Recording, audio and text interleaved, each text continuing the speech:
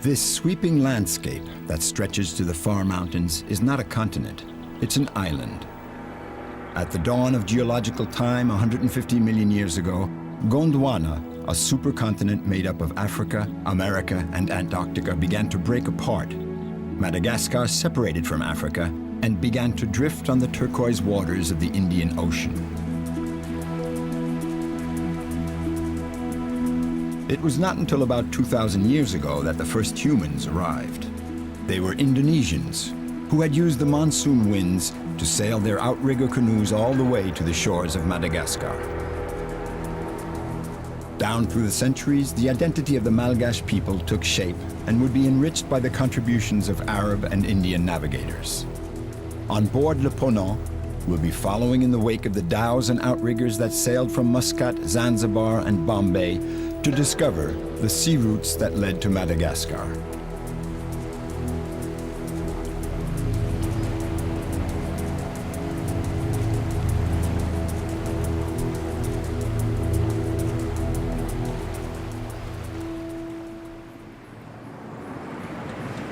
Our voyage begins in Antsiranana, the land of salt in Malgache, though the town is still called Diego Suarez by its inhabitants.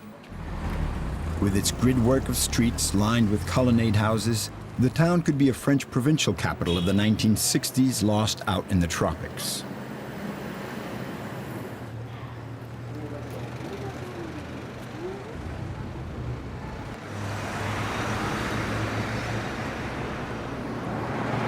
The town was named after two navigators, Diego Diaz and Fernando Suarez, who discovered the bay en route to the Portuguese colonies of India.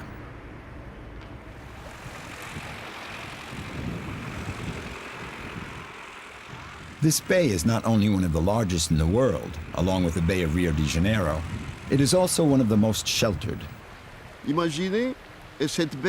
Picture this bay that has 100 kilometers of shoreline and just one narrow inlet, 1 kilometer wide. That's what its name, Antumbuku, means, a hole in the earth with a little entrance. So from out at sea you can't see anything, you have to get close. You enter the channel, and that's when you catch sight of the bay. Up until the 18th century, pirates used this bay as a base from which to attack the French and English ships returning from India. When the French colonized the island at the end of the 19th century, Diego Suarez became an important port, a gateway to the Indian Ocean where Comorans, Indo-Pakistanis, Yemeni, Somalis, and Chinese immigrated and mingled with the older Sakalava and Antankrana populations. That period has given Diego Suarez its present population, a cosmopolitan mosaic of different races, colors, and creeds.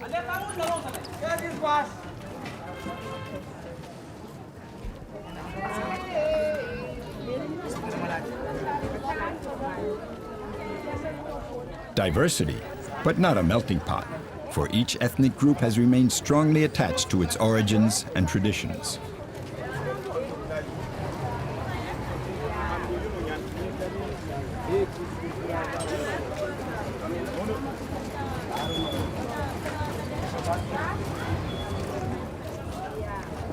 So with all this in mind, just who are the true Malgache today? Even today, it's hard to really say. We've come to the conclusion that those who live in Madagascar are Malgache. But let me tell you something. I was French. I had a French national ID card, and when the country became independent, I was studying in France. I could have stayed in France, but I liked being Malgache, and I came back to Madagascar. I exchanged my French ID card for my Malgache ID card, but I still kept my name, Kassam Ali. All we Malgache are like that. We want to be Malgache because God brought us to such a wonderful land.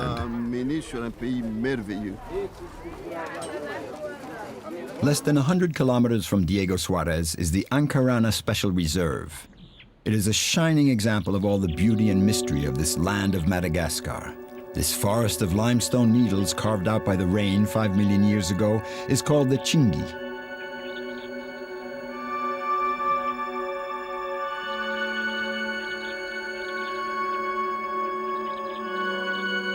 A labyrinth of crevasses with their extravagant forms, this maze of ravines and sharp cliffs opening into yawning caverns was used for centuries as shelters by the Antankarana tribe, the Cliff People, during their wars against Madagascar's highland tribes.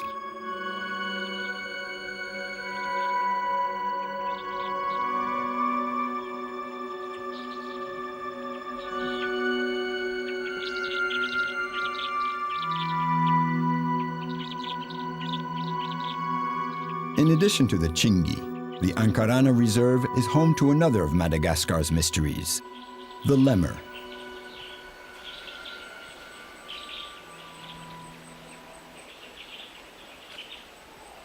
This branch of the primate family, which is not as highly evolved as monkeys and apes, is found almost exclusively in Madagascar.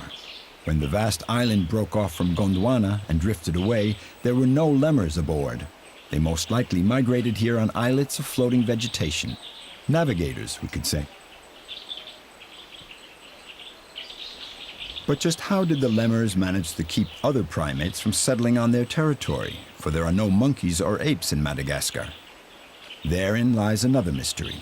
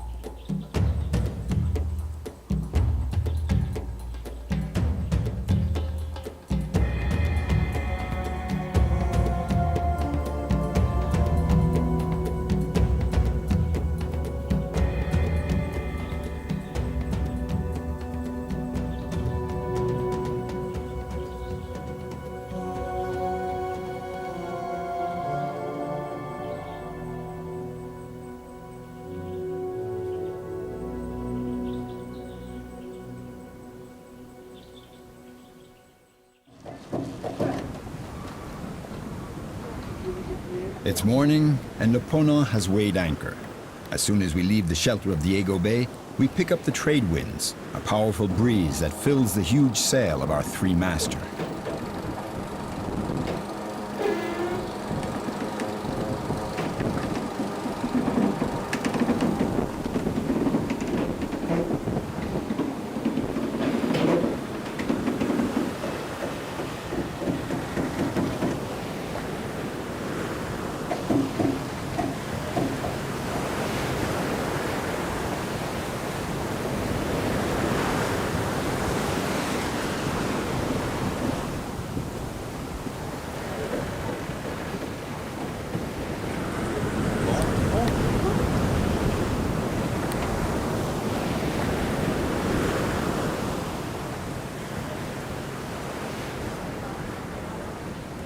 Perfect.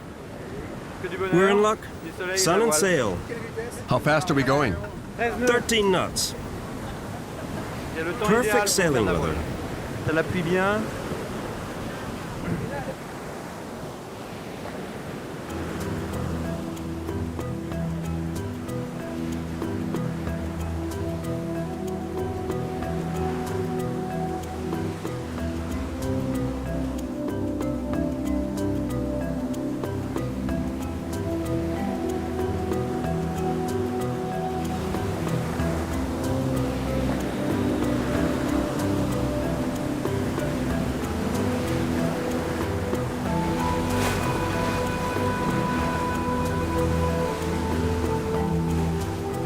Once we've rounded Cape Amber, we set our course south for Nosy Berafia in the Radama Islands.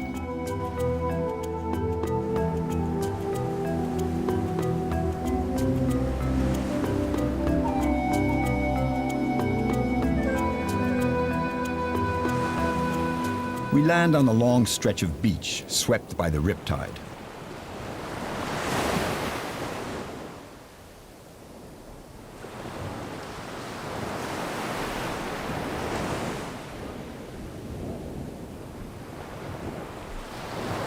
These boats, which are usually moored, are perched high and dry on the outskirts of the village. The sea is not very rough, but for Nosy Barafia's fishermen, the conditions are far from ideal.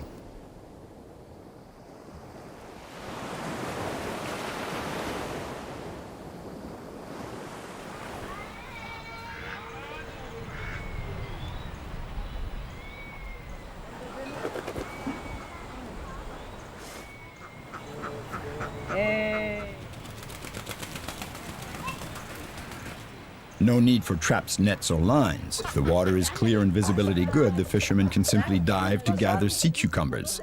Its scientific name is Holothuria, and the Chinese pay a fortune for it on account of its supposed curative properties. When we go fishing for sea cucumbers, we bring back a lot. Each fisherman takes 15 to 20 like this one. That means working all day. We spend the whole day out at sea. We start diving around 8 in the morning and go till about 3 in the afternoon. And the next day it's the same routine, 8 a.m. to 3 p.m. And we can dive every day because sea cucumbers reproduce all the time.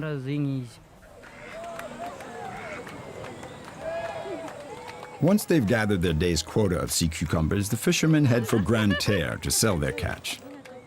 The cucumbers have already disappeared from the seas of China and are in serious danger here. Even though fishing is strictly regulated, there's a lot of poaching. For the Malgache, it's just a way of making a living.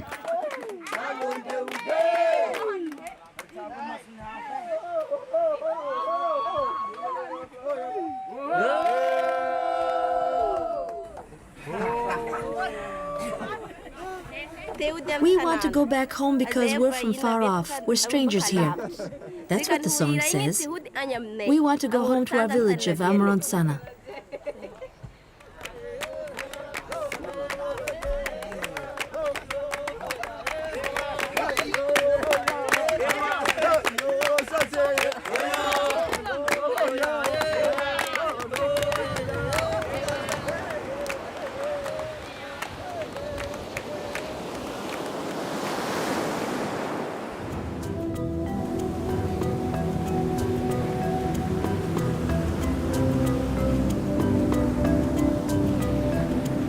As we leave Nosy Barafia and head south, Le Ponant runs into some heavy winds. L'ensemble de l'équipage et moi-même, je vais tout de suite en profiter pour présenter les principaux de l'équipage. Votre directrice de croisière, Géraldine. Votre directeur de l'hôtellerie. Merci. On la refait encore.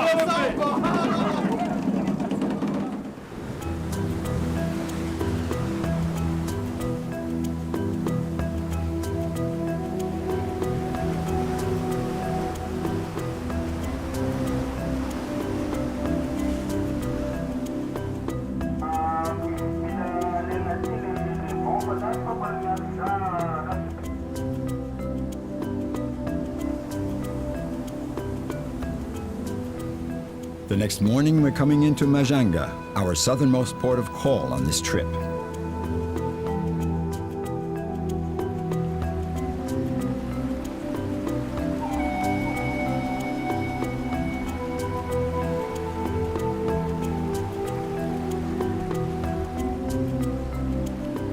The pirogues that are sailing back and forth across the Bay of Majanga are identical to those that for centuries carried out the trade between the city and India and Africa.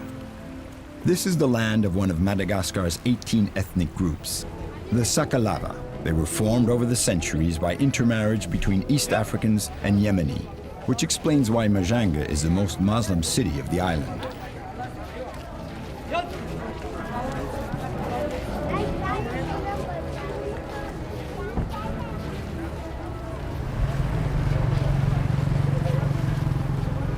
The city is a bustling hive of cars, motorcycles, and above all, rickshaws. The rickshaws were introduced at the beginning of the 20th century by the Chinese who came to work on the railway line. And now there are more than 3,000 of them weaving in and out of the traffic.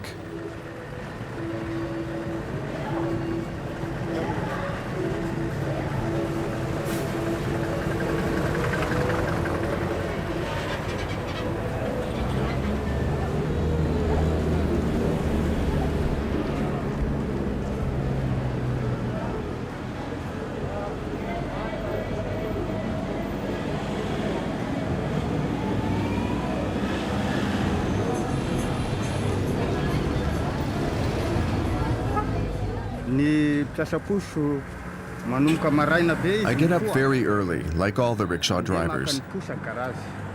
I go get the rickshaw at the depot. Sometimes I clean it up before I take it out to work. At noon, I take a break for lunch, and at the end of the day, when I've finished, I bring the rickshaw back to the boss's garage.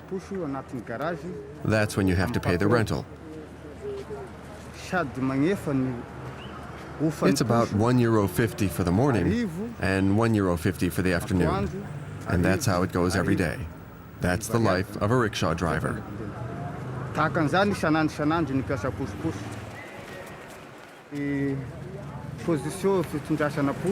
There's no special position you use to pull a rickshaw. There's no particular technique. But it's important that the rickshaw be in good shape. All the nuts and bolts have to be tight. The tires well inflated. You have to check it every day before going out to work. And the passengers have to be seated in a stable position. They shouldn't rock, because then it's hard to control. Rickshaw driver is a really tiring job. It means sweat, and more sweat.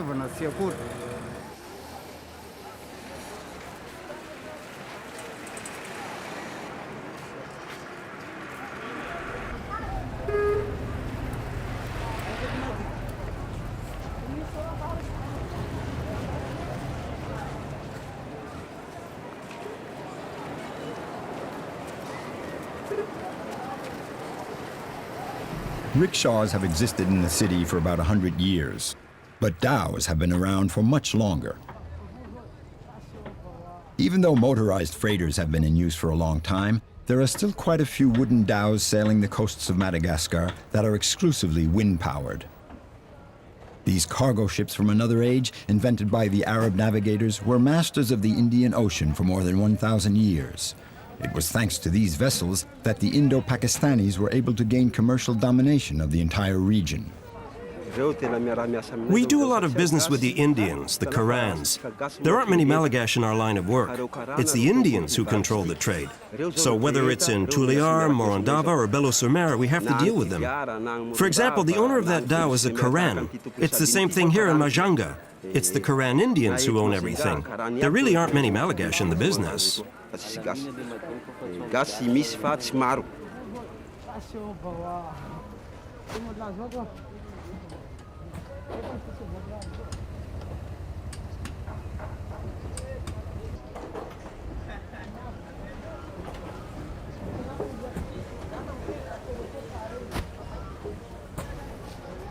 While the dhows stranded on the beach like wounded birds wait for the rising tide to bring them back to life, slender sailing pirogues continue to glide across the estuary of the Betisboka River.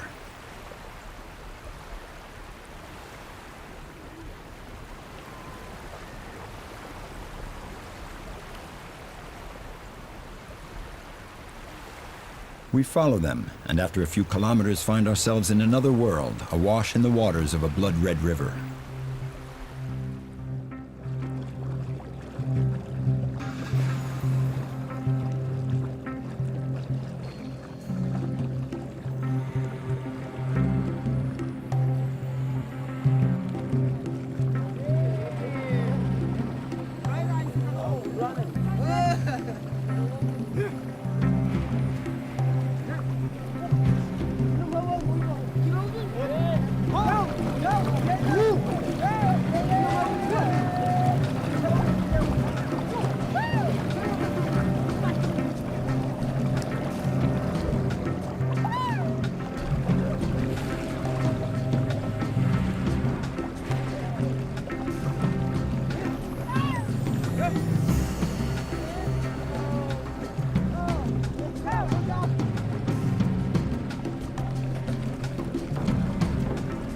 We leave the main stream of the river and head up a narrow tributary towards Maravoe.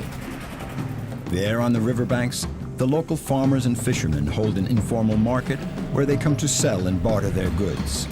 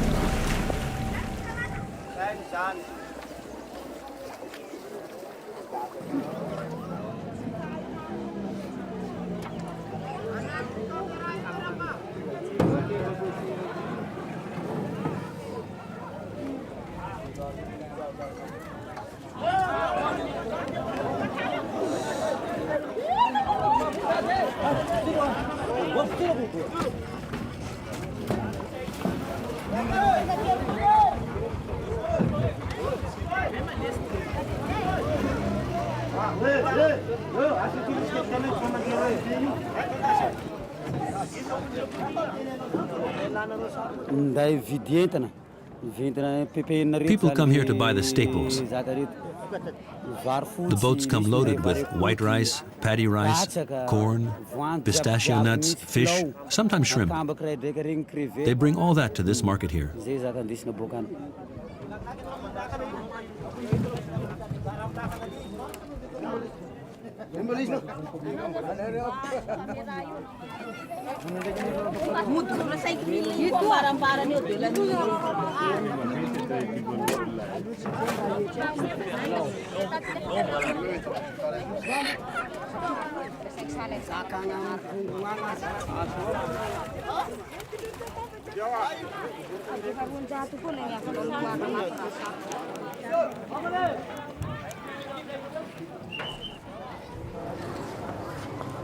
Maravoe, the former capital of the Sakalava Kingdom, was the hub of a very prosperous agricultural region. Many Indo-Pakistanis came to settle here and became wealthy traders. When the regional capital was moved to Majanga, most of the Banyans, meaning the Hindus, and the Karens, the Indo-Pakistani Muslims, left Maravoe and moved to the new capital. Which was the case with the family of Abdou Tayyab. I'm Indian. That means I speak the language. My mother tongue is Gujarati. In school, we spoke French, and we read the Koran, the Holy Koran, in Arabic. So I learned Arabic here in the Quranic school. We mix all the languages together. Even my 4-year-old grandson speaks fluent Malgache because most of our customers are Malgache. We got rich thanks to these Malgache. My children are merchants, but my grandchildren won't carry on the family business here because their horizons have been expanded. They look to France, Europe. Their world is vaster. We have education now, information technology, all that. The small-scale family retail business is a thing of the past.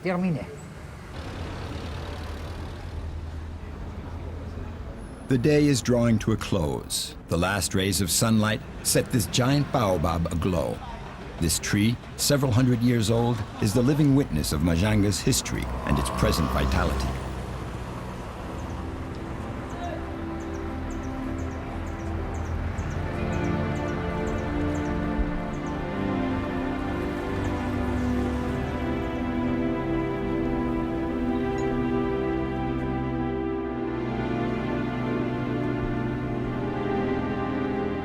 Le Ponant has once again taken to the sea.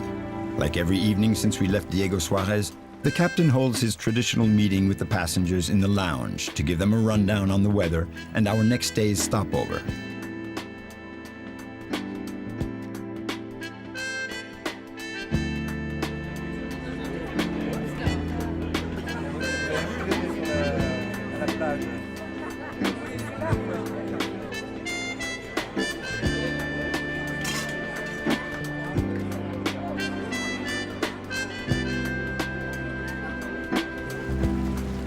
Leaving Majanga, we changed direction.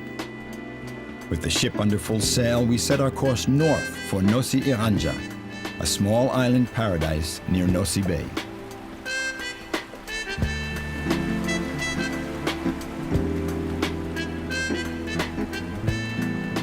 A turquoise blue sea, intense green vegetation, Nossi Iranja lolls beneath the warm sunbeams lapped by the waves of the Indian Ocean.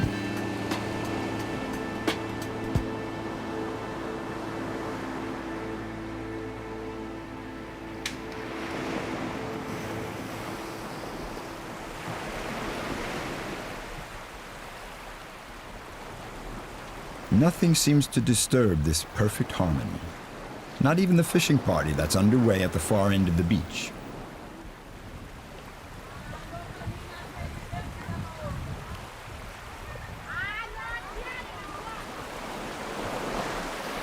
Just a few meters from the shore, the young fishermen cast their net. Then they form a circle and advance, making noise and splashing to scare the fish into the trap that they close little by little.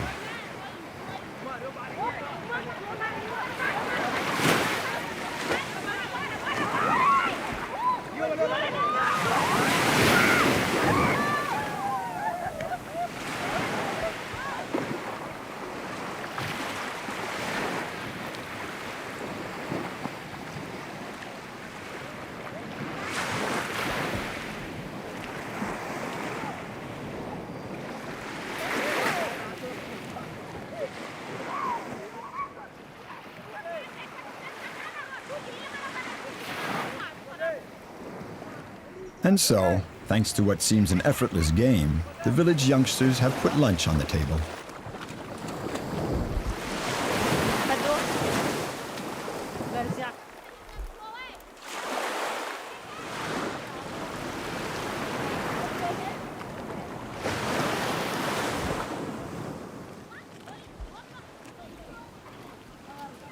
The youngsters, with their open, generous nature, seem to enjoy living together. The picture seems too good to be true. Yet Gilbert, the son of the village chief, confirms our impressions. Here in the village, you have the wise folks, the elders. They organize the social life of the village. But you also have the young people, the girls and boys. There's no conflict because the elders give advice to the youngsters. So everybody in the village gets along fine.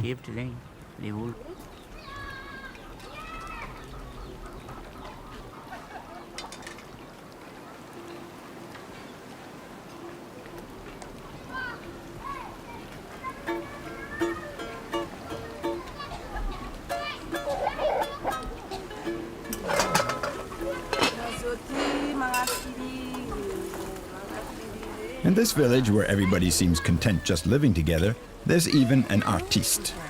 Janvier, meaning January, for that's the month he was born in, is a musician and passes his time singing in the village lanes.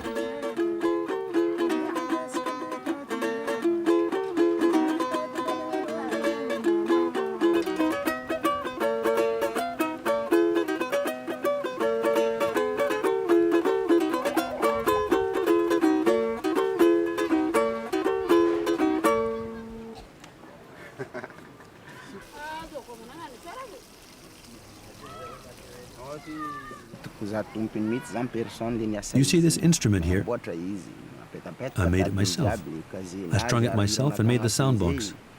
As for the tunes, I play Salegi, Ontosi, sometimes Dombolo songs.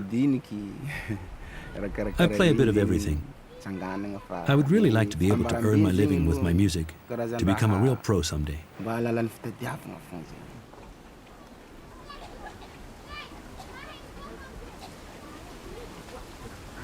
The old folks don't have Janvier's dreams of glory. They carry on living as in the past, taking what nature offers, whether it be fish or coffee.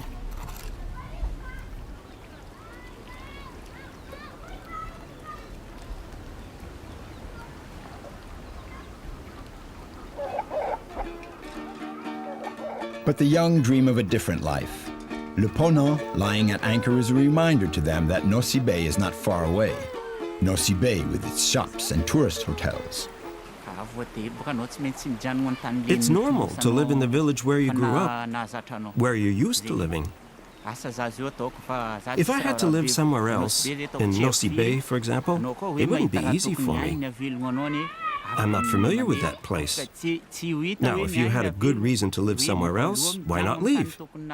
But you never know what your life will be like somewhere else. So I think it's better to stay put. I'd be willing to leave, but only if I were rich.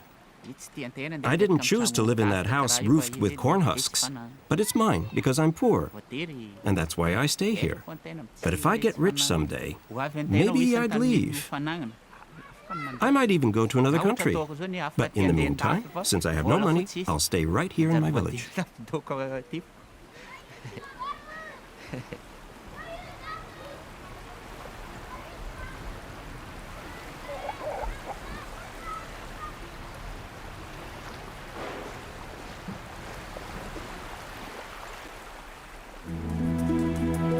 Le Ponant takes to the sea for the last time on this voyage.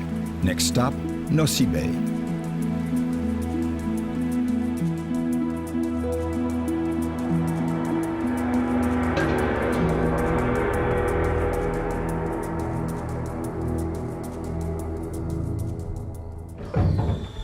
We drop anchor at Nosy Be. In spite of the wind, there are still some ragged clouds clinging to the distant peaks.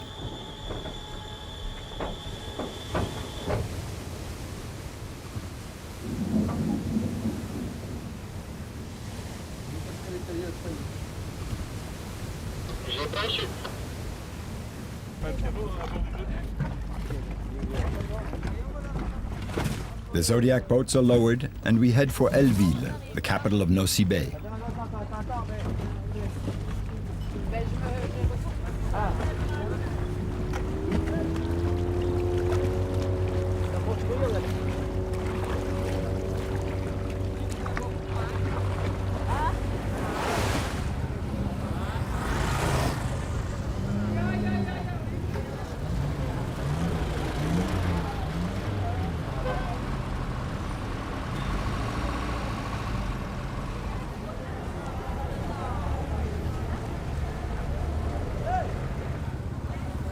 Over the past few decades, Nosy Be has become one of the most popular tourist sites of the Indian Ocean.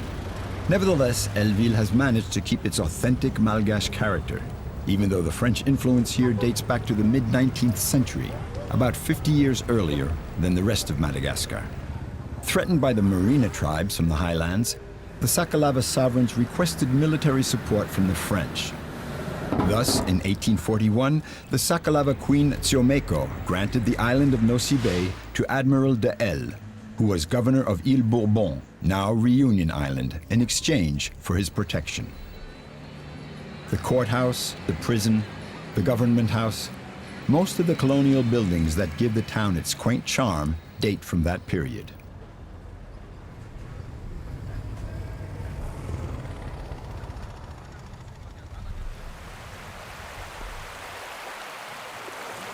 When the French arrived here in Nosy Be, there were already prosperous Indian and Arab merchants doing good business in this bay, which is one of the best sheltered on the island. They had set up a trading post called Ambanoro Marodoka, which means literally the place of many shops.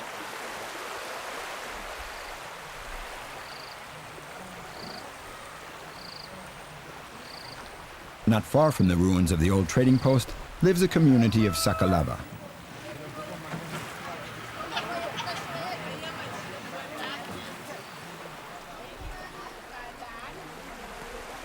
Maolide is 89 years old. He spent his life sailing the Indian Ocean. Now he's come back to live out his old age here in Ambanoro.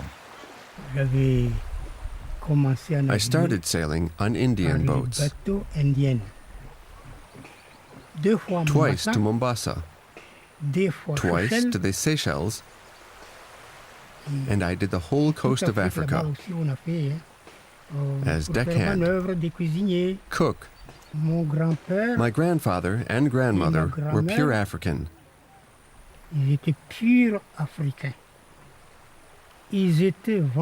Arab slave traders sold them here to the Indians. My grandfather and grandmother were born in Africa. They were abducted by the Arabs to be sold here.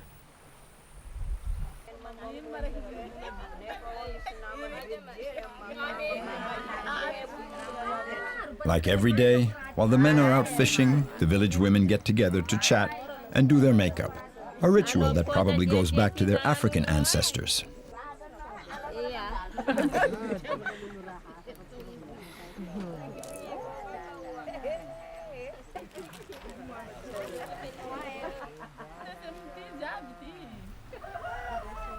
The Sakalava and the Africans lived up in the hills, way up there. And down here, you had the Arabs and the Indians.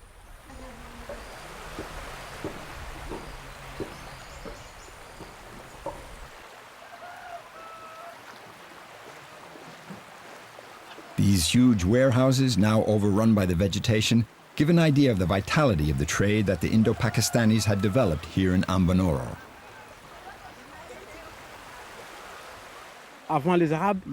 There was no one here before the Arabs. The Arabs were the first group of people to settle here in Ambanoro. Then around 1839, the Indo-Pakistanis started arriving. But they came here because they knew it was already a trading town, a center of commerce. So right away they got on good terms with the Arabs in order to do business here. The main business was the slave trade. There were big ships that came from Bombay, from Zanzibar, and sometimes from Oman. The Arabs would bring the African slaves here, and the traders would come from Bombay with merchandise, and they would trade. The abolition of slavery in the French colonies in 1848 would give the French, the new rulers of the island, the opportunity to put an end to the commercial dominance of Ambanoro.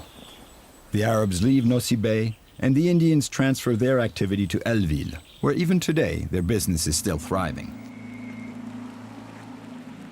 The history of Nosy Be, like that of northwest Madagascar in general, has been continually enriched by the arrival of new immigrants, the Sakalava, the Arabs, the Indians, the French. But Russians?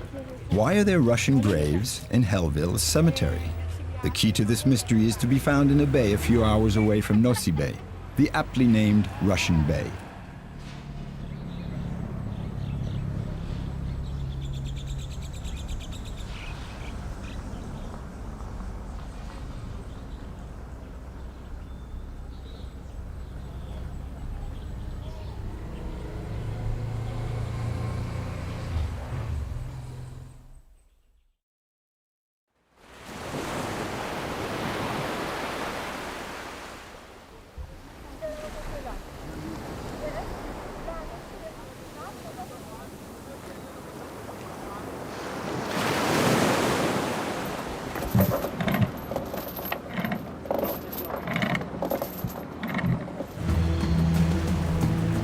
In the morning, we board a dhow and set our course for Russian Bay.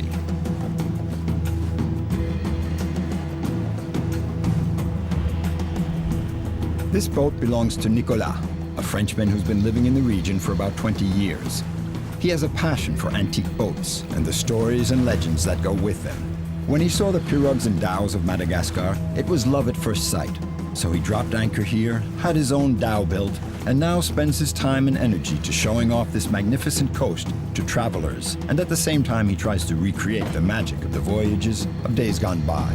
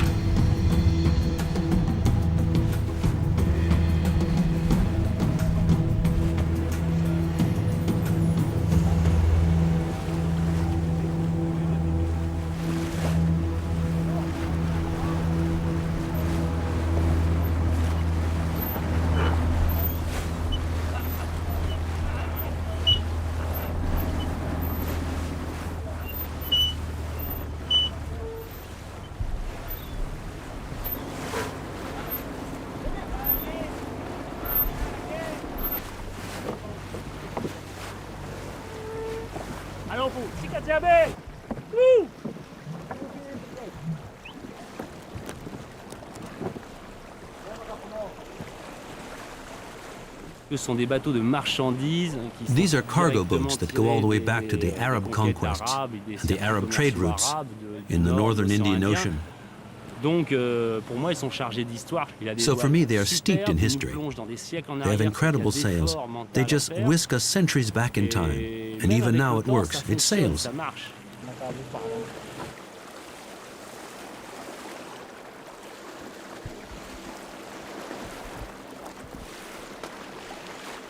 When you're lucky enough to see a sight like that at dawn, those vast sails, the conch shell they blow, the whole atmosphere of loading that's busy and serene at the same time, because these are sailing ships and they have the sort of serenity of a huge caravan getting underway. I said to myself, to sail like that just has to stir your imagination.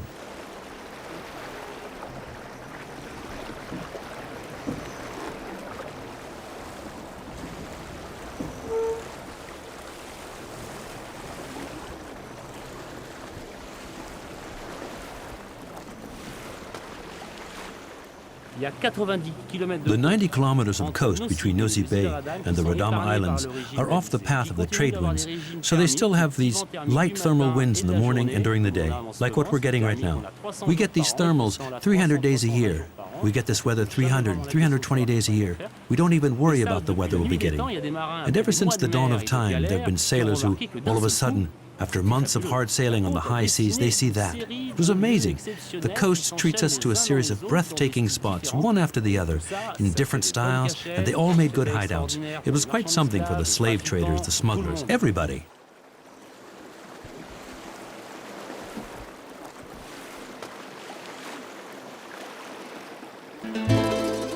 But just what were the Russians doing here in this bay that now bears their name? The story begins in February 1904. War breaks out between Russia and Japan. The Russian fleet in the Baltic sets sail to hook up with the Pacific Fleet. Part of the fleet takes the Suez Canal route, and the other part, with the bigger boats, rounds the Cape of Good Hope. They rendezvous at Madagascar.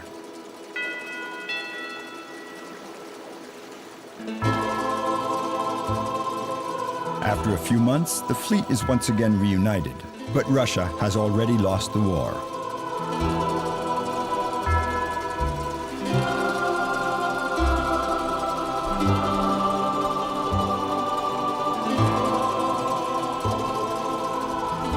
What remains of the 20,000 Russian sailors stay here? A few wrecks at the bottom of the sea? Some blue-eyed Malgache? On the shore, there's not the slightest trace. There's only the elusive memory of an incredible maritime adventure.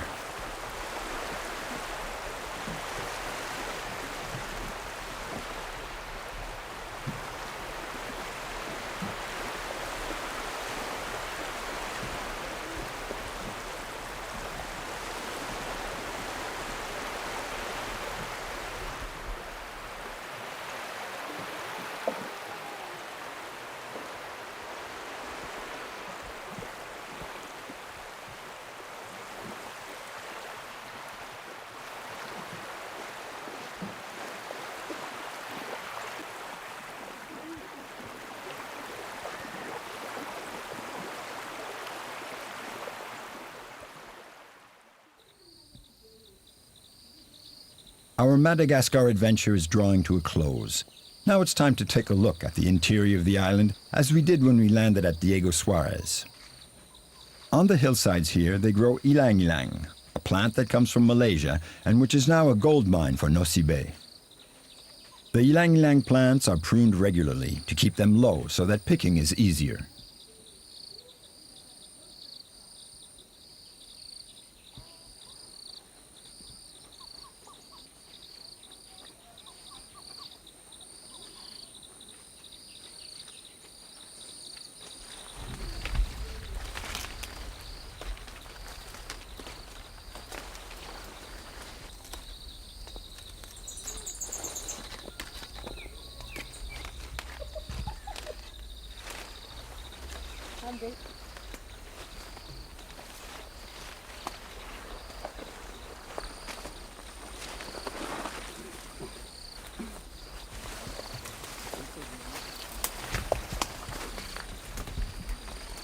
Kan je wang zare handrofu?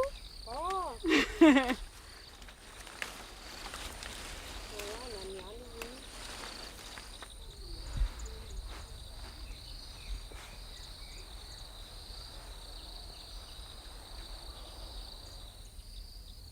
Once a day, they bring the flowers to the distillery. The essence that they extract with these old copper charcoal-heated stills will be used in the world's most famous perfumes.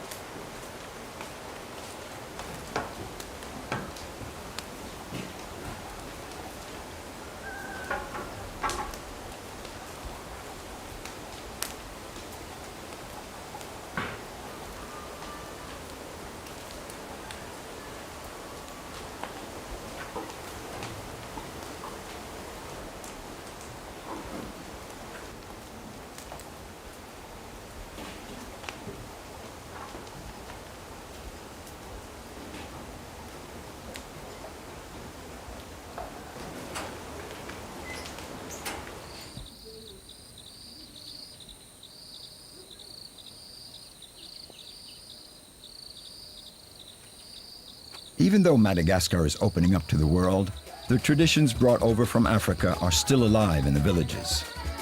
The Chumba, or ancestor cult, is one of the most common. During the trances that may last several hours, the living enter into contact with the dead.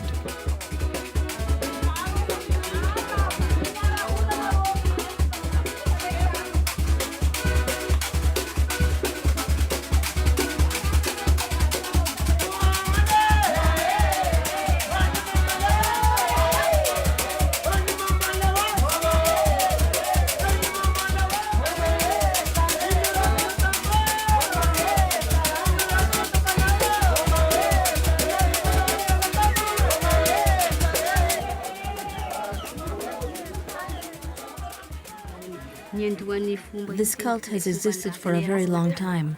It's the ancestor cult, worship of the ancients. When the elders die, their spirit inhabits us. The elders live within us. They enter into all the living people. In a way, it's the old ones that direct the living. It's they who guide us.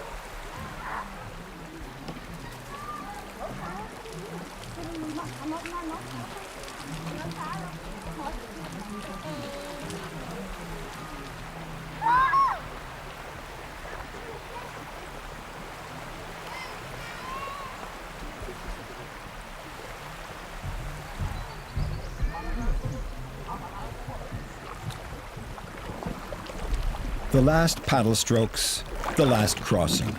We're headed for the Loko Bay Reserve.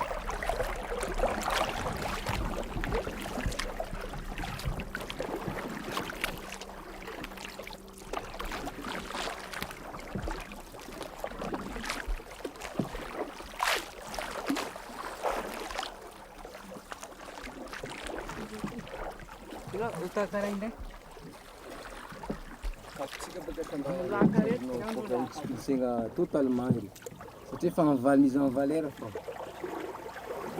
magnaraka misy cahier de charge atao izy.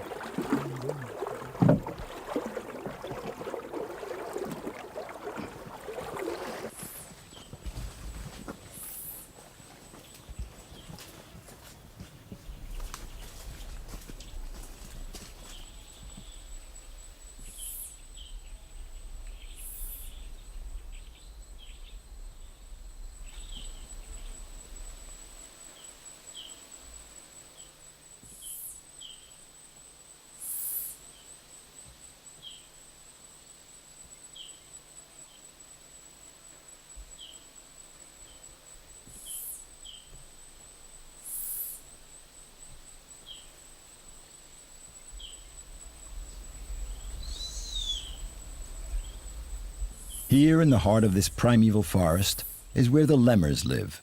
They are true natives of Madagascar. They witnessed the arrival of the first navigators from Indonesia and all those who followed to forge the Malgache people.